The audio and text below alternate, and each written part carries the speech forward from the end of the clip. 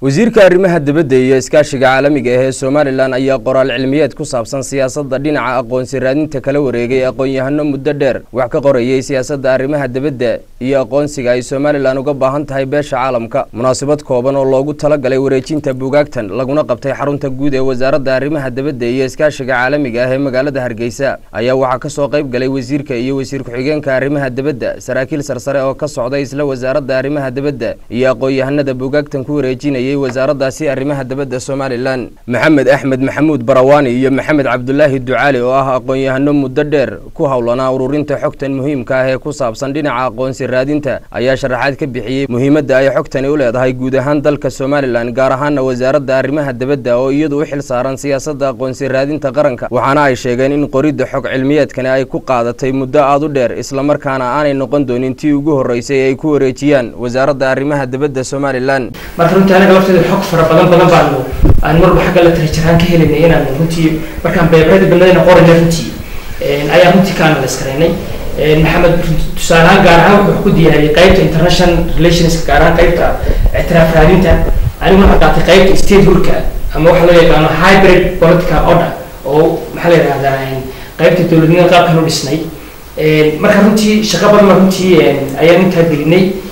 dadaal runtii personal way ahayd runtii annaga ma dadaal runtii ama civil society ku wadnay laakiin dadaal runtii dhalinyaro ahaan suuq qaanay ama dad reer Soomaaliland bay ahayd waxyaabo xiiso leh ku jiro waxa kamid ah beerka dawladda Soomaaliland ee 2010 Soomaaliland joogtay maxamed Raan ayaa hogaaminayay uu qoray oo la soo gacantiisa ku qoray waa 42 page iyadoo u dheedo waa beerada ugu xiisaha badan ka arki doontaan waxyaabaha kale aad ka cajiibka waxaad ka arki doontaan qoraallo aad u far badan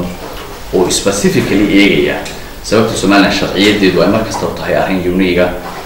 waxyaabaha kale xiisaha badan ee qoraalada aad ka arki doonto waxa kamid ah mashaariicda ugu muhiimsan ee wadnay ka mid tahay corridor project iyo waxyaabaha iska kaashan karaan Soomaaliland wadamada Chad iyo way ku jirtaa waxa kaloo aad iyo aad iyaduna xiiso u leh oo iyaduna ku jirtaa istiraatiijiyada iyo mandaqada muhiimka ee Soomaaliland ku taalo iyo mustaqbalka doorka muhiimka ee qaadan karto gobolkan ku nool muddo dheer baan runtii ururinay waxaan aad ugu faraxsanahay nasiib wanaag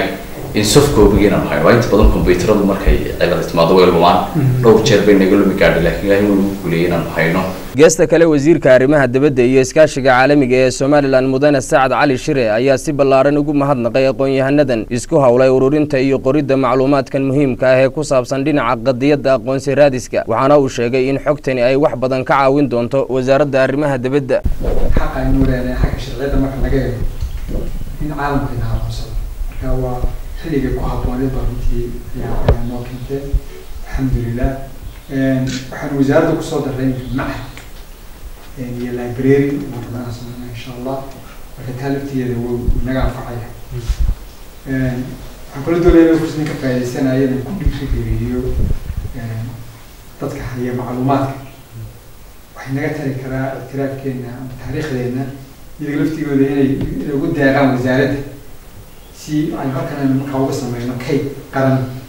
oo wax laga dhigi macluumaad la xiriira qadiyaadkeena laga heli karo taladaan siisana in la xiriirno dadka wax ka qoray qadiyadda Soomaaliland laftigeeda waa qaadanay insha Allah billahi karim marka noo soo gudbisana macluumaadka waa la xiriiri doonaa laftigeeda halkan ku qabano shir mar ugu qabano wadamadan la ictiraafsaneen waa arrimada laftigeeda wanaagsan ka fikir doonaysa galabtiisa maaha markii ugu horeysay aqoon-yahanadan dhalinyarada ah ay qoraallo noocan oo kala ah ku wareejiyaan wasaaradda arrimaha dibadda Soomaaliland hase ahaatee waxay hadda ka hor macluumaadkan oo kala ah ku wareejiyeen wasiirkii hore ee wasaaradda arrimaha dibadda Soomaaliland Nuuruddin Cabdullaahi Culijoog telefishinka qaranka Soomaaliland Hargeysa.